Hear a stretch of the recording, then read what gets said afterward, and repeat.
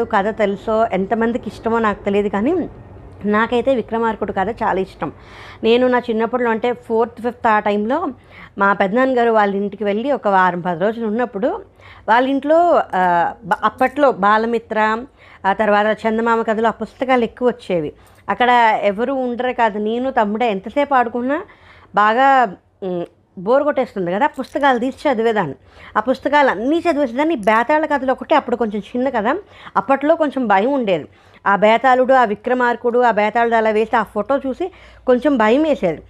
కొన్ని రోజులు పోయాక అన్ని కథలు చదివేసాను, ఆ ఒక్క కథ చదవలేదు. పైగా అవి ఒక 6-7 పేజీలు ఎక్కువ ఉండేవి, మిగతా అన్నీ ఒక్కొక్క పేజీ కథలే ఉండేవి. అప్పుడు ఏం చేశానంటే, అప్పుడు విక్రమార్కుడి బొమ్మ ఉంటుంది కదా, ఆ బొమ్మ మూసేసి ఆ పేజ్ ఒక్కటే చదివేసి అది చూడకుండా పేజ్ తిప్పేసి మిగతా అంతా కథ చదివేసేదాన్ని. అలాగ 2-3 సార్లు 2-3 కథలు చదివేసరికి 4వ కథకి నాకు